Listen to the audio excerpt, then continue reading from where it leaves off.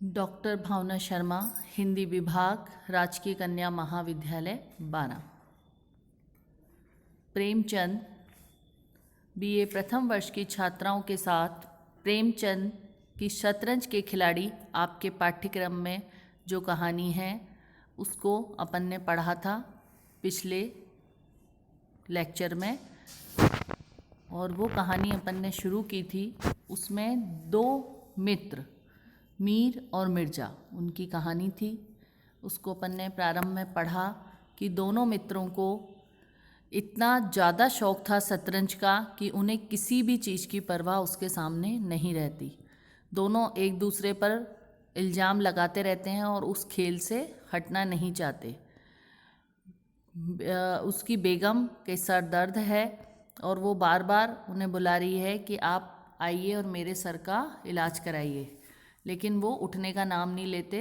फिर उनका दूसरा मित्र उन्हें बोलता है कि आप जाके एक बार देख के तो आइए। अंदर आके जब बेगम उनसे ये बात कहती है कि आपने इतना टाइम लगा दिया, मैं मरी जाती तो क्या होता, तो वो बोलते हैं कि मुझे उन्होंने नहीं उठने दिया, और जबकि वो खुद ही वहाँ से हिलना नहीं चाहते। यहाँ तक की कहानी हमने पिछली कक्षा में पढ़ी थी। अब उसी क्रम में उस कहानी को आगे बढ़ाते हुए उसके आगे के हिस्से को आज अपन पढ़ेंगे। बेगम: तो मैं ही दुत्कार देती हूँ, नाराज हो जाएंगे हो जाएं। कौन किसी की रोटियां चला देता है, रानी रूठेगी अपना सुहाग लेगी।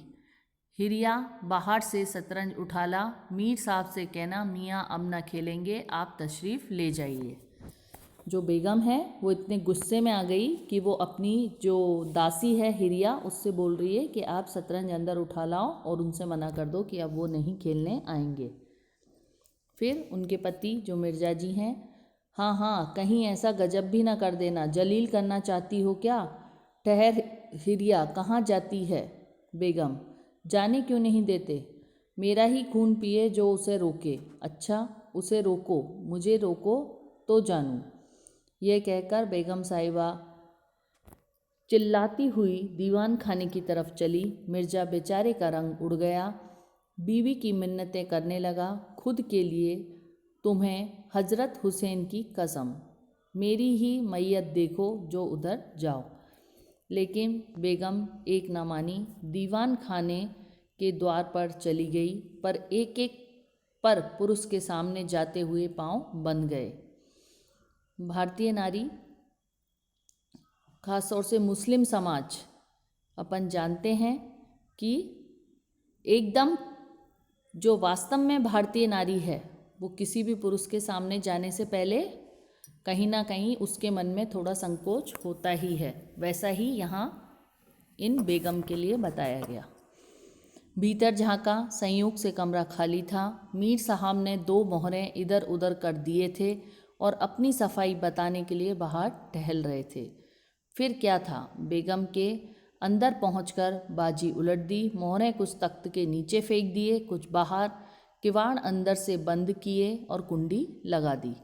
मीर साहब दरवाजे पर तो थे ही, मोहरें बाहर फेंके जाते देख चुड़ियों की खनक भी कान में पड़ी। फिर दरवाज़ा बंद हुआ तो समझ गए बेगम बिगड़ गई। घर की राह ले ली। घर की राह ले ली अर्थात अपने घर चले गए। मिर्जा ने कहा, तुमने गजब किया।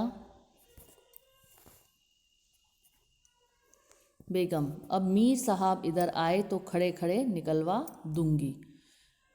मतलब उनके इस खेल से उनकी पत्नी इतनी ज़्यादा परेशान हो गई थी कि उन्हें इस प्रकार के शब्दों का प्रयोग करना पड़ा। इतनी लौ खुदा से लगाते तो क्या गरीब हो जाते। आप तो शतरंज खेलें और मैं यहाँ चूल्हा चक्की की फिक्र में सिर खपाऊं। बोलो, जाते हो हकीम के यहाँ कि अब भी तामुल है। वो अपने सिर दर्द के बारे में उनसे कह रही है। मिर्जा घर से निकले तो हकीम के घर जाने के बदले मीर साहब के घर पहुँचे और सारा वृत्तांत कहा। मीर साहब बोले, मैंने तो जब मोहरें बाहर आते देखे तो ताजड़ गया, फौरन भागा। बड़ी गुस्सेवर मालूम होती है, मगर आपने उन्हें यूं सिर पर चढ़ा रखा है, यह मुनासिब नहीं। उन्हें इससे क्या मतलब कि आप बाहर क्या करते हैं, घर का इंतजाम करना उनका काम है, दूसरी बातों से उन्हें क्या सरोकार। मतलब क्या हुआ कि जो उनके मित्र हैं वो उन्हें उनकी पत्नी के प्रति और ज़्यादा भड़का रहे हैं। मिर्जा: खैर यह तो बताइए अब कहाँ जमाव होगा। इतना सब कुछ होने के बाद भी उन्हें अपने शतरंज के खेल और उसको कहाँ जमाना है, कहाँ बैठकर खेलना है, इस बात की चिंता है, और वो भूल गए कि मुझे हकीम के यहाँ से जाके उनके सर दर्द की दवा लानी थी। वो तो अपने मित्र के पास माफ़ी मांगने पहुँच गए। मीर: इसका क्या गम, इतना बड़ा घर पड़ा है, बस यहीं जमे। मिर्जा: लेकिन बेगम साहब को कैसे मनाऊंगा, जब घर पर बैठा रहता था तब तो वह इतना बिगड़ती थी, यहाँ बैठक होगी तो शायद जिंदा ना छोड़ेंगी। मीर: अजीब बकने भी दीजिए, 2-4 रोज में आप ही ठीक हो जाएंगी। हाँ, आप इतना कीजिए कि आज से जरा तन जाइए। मीर साहब की बेग किसी अज्ञात कारण से उनका घर से दूर रहना ही उपयुक्त समझती थी। मीर साहब की जो बेगम थी वो उनका दूर रहना ही घर से उसे समझती थी। शायद उनकी किसी न किसी वजह से, वो आप आगे की कहानी में समझ जाएंगे। इसलिए वह उनके शतरंज प्रेम की कभी आलोचना न करती थी, बल्कि कभी कभी मीर साहब को